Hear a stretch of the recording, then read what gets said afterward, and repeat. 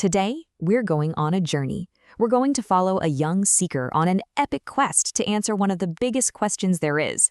So, let's step onto the pilgrim's path. I mean, think about it. It's a question that everyone asks at some point. Not just, how can I be a good person, but how can you actually make a real effective difference? Our story is all about one young man's search for that very answer. And this is him. This is Sudana. He's not looking for money or power or fame. Nope. He's on a much bigger, much tougher quest to figure out the way of a bodhisattva. That's someone who has reached enlightenment but chooses to stick around to help every single other person get there too. So where does a journey like this even begin?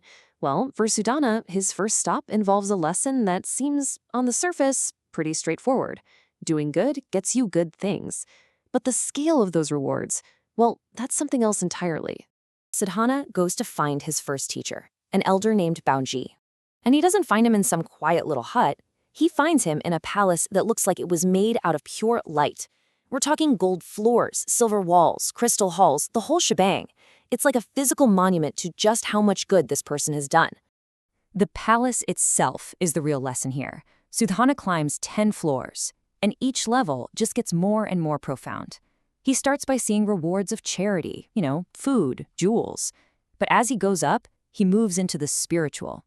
He sees gatherings of enlightened beings with incredible power. And on the very top floor, the Buddhas themselves. He is literally climbing a ladder of goodness. Okay, so Sudhana has to ask, what colossal, world-changing deed did Baoji do to earn a reward like this? And the answer is just stunning. Ages and ages ago, Baoji performed one single act of devotion. He offered music and lit one stick of incense for a Buddha. That's it. One small, simple act, done with a totally pure heart, created ripples through time that built this entire magnificent palace. It's an incredible idea, isn't it? That the smallest good deed, with the right intention, can have consequences beyond your wildest imagination. So you'd think the path is obvious now, right?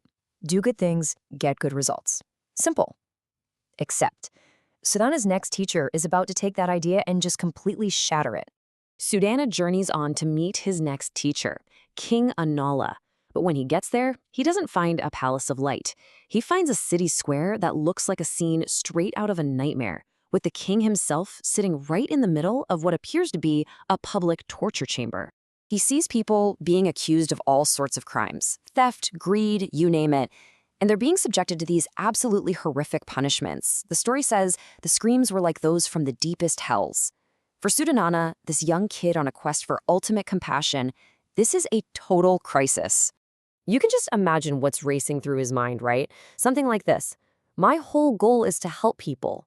How can I possibly learn anything from a man who seems like an absolute monster, a tyrant who just thrives on pain and fear? He is just about ready to give up and turn back. But right at that moment, just as he's about to walk away, a voice booms down from the heavens and cuts through all the noise. And it tells him, hey, remember your mission. A bodhisattva's methods can be unconventional. Don't be so quick to judge what you see. Don't leave your teacher.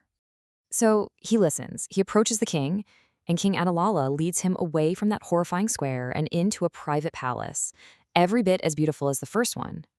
And that's where the king reveals the truth. And it's a shocker. None of it was real.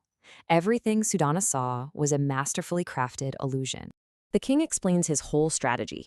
His people were so deep into their wicked ways that a gentle sermon just wasn't going to work. So he uses what he calls a cruel compassion. He creates these terrifyingly realistic illusions of punishment. The people who see them are so scared of the consequences of their evil actions that they change their ways and turn toward the good. But, and this is the absolute key, not a single person was ever actually harmed. It was all a compassionate act, just disguised as cruelty. All right, let's recap.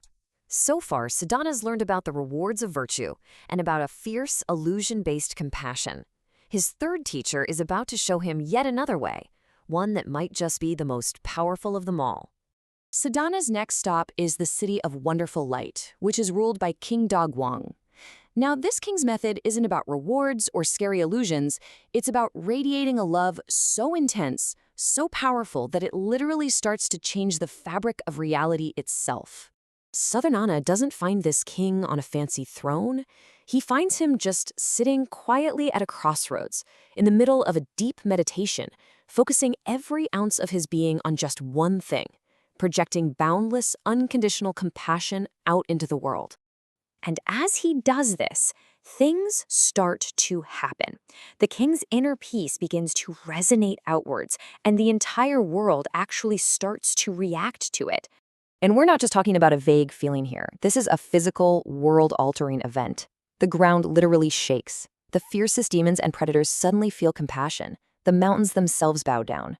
The king isn't doing anything. He's simply being compassionate, and that state of being alone is powerful enough to reshape the world around him. And then the king reveals one last, mind-bending secret. He explains that the very appearance of his city changes depending on who's looking at it. If you have a pure heart, you see a paradise made of brilliant jewels. But if your mind is clouded, all you see is ordinary dirt and stone. The lesson is crystal clear. The world you experience on the outside is just a reflection of the world you have on the inside. So what do we do with this? We've met 3 teachers. One shows off magnificent rewards, one uses terrifying illusions, and one just radiates peaceful love. I mean, they seem to completely contradict each other. But do they really? What we have here are 3 totally different approaches. Baoji shows that you can encourage goodness by showing people the incredible rewards.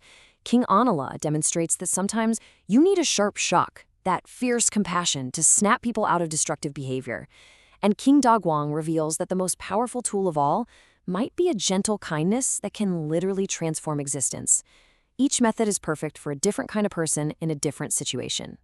And this really is the biggest takeaway from Sujana's journey so far. There isn't a single one-size-fits-all right way to help the world. The method has to fit the moment. What truly matters isn't the tool you use, whether it's a palace, an illusion, or a gentle light, but the unwavering intention behind it all. That compassionate drive to help every single being find their way. So that leaves us with a pretty important question to think about. In our own complicated world with all of its own unique problems, what does real, effective compassion look like? When is it right to be gentle? When might it be necessary to be fierce? As Sudhana's journey shows us, the path has many gates, and the quest to find the right one for the right moment, well, that's a quest for all of us.